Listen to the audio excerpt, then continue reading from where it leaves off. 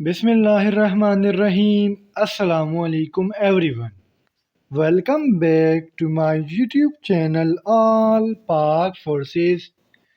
Students आज इंशाल्लाह इस वीडियो में हम एवरीडे साइंस एमसीक्यूज के पार्ट नंबर 5 को डिस्कस करेंगे। वीडियो को स्टार्ट करने से पहले स्टूडेंट्स आपको दो तीन बातें बताते चलूँ, वो बातें कामयाबी से रिलेटेड है।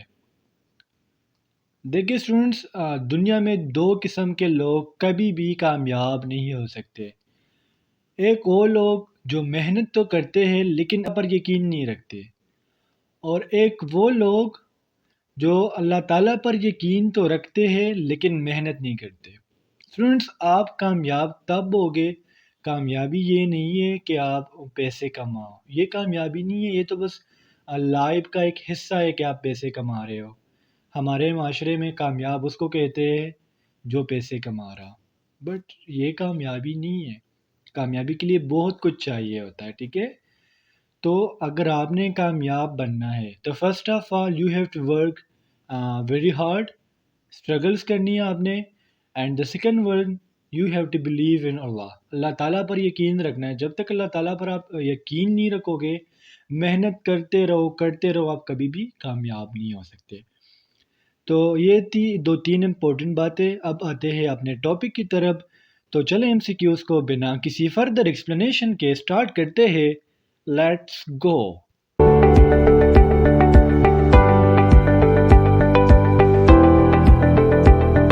हमारा फर्स्ट एमसीक्यूज़ है, which from the following is not a conductor.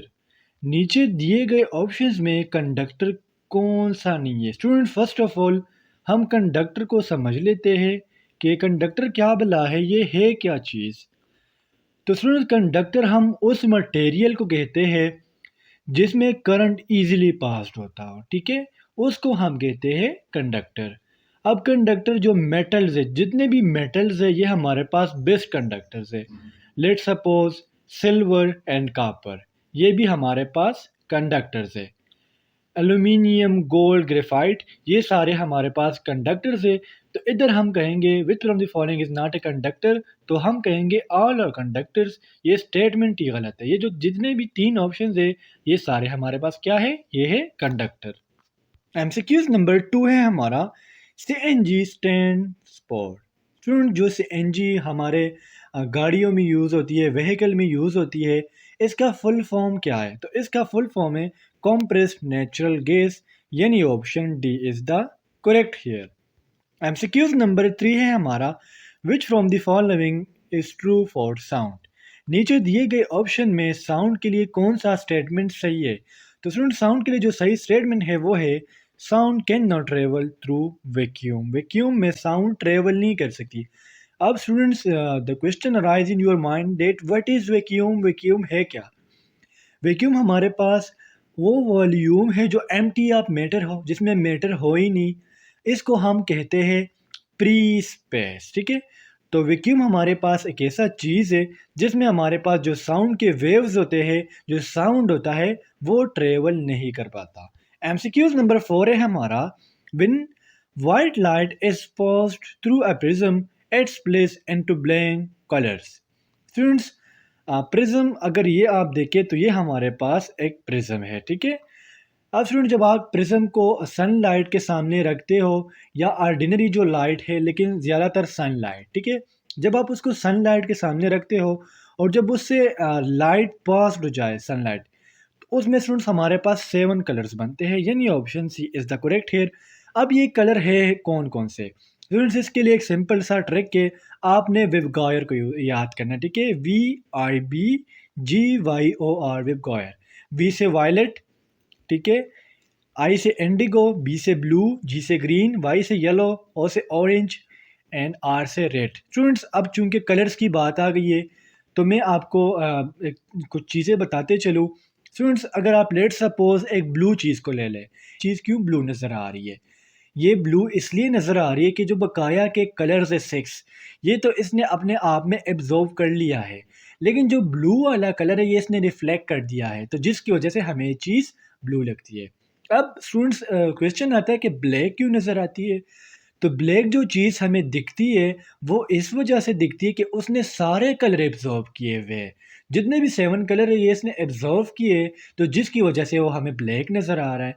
अब वाइट क्यों नज़र आता है? वाइट इसलिए नज़र आता है क्योंकि उसने सारे कलर रिफ्लेक्ट किए हुए हैं। एमसीक्यूज नंबर 5 है हमारा, 1 nanometre is equal to. Students ये जो नैनोमीटर है, पिकोमीटर है, ये लंबाई से रिलेटेड, इस तरह ये वायरसेस वगैरह को नापने के लिए प्लांट्स में बहुत ज़्यादा यूज़ होते हैं। तो 1 नैनोमीटर हमारे पास इक्वल है 10⁻⁻⁹ मीटर।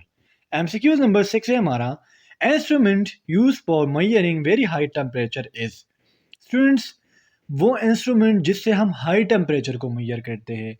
नॉर्मल स्टूडेंट्स 100 फ़ारेनहाइट ये तो हम थर्मोमीटर से मतलब नाप लेते हैं, मेजर कर लेते हैं। लेकिन स्टूडेंट जब हमारे पास टेम्परेचर बहुत ज़्यादा हाई हो तो उसके लिए हम एक इंस्ट्रूमेंट यूज़ करते हैं, and the name of that instrument is pyrometer, यानी option B is the correct here.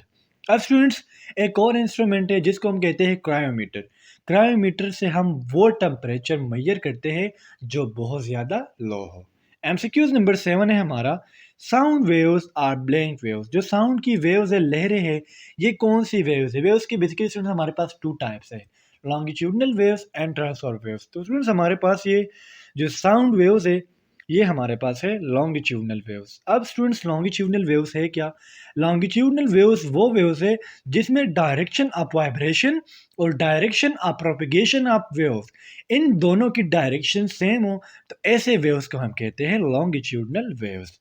MCQs number 8 है हमारा, the life span of white blood cell is blank day. Students first of all हम white blood cells को समझ लेते हैं।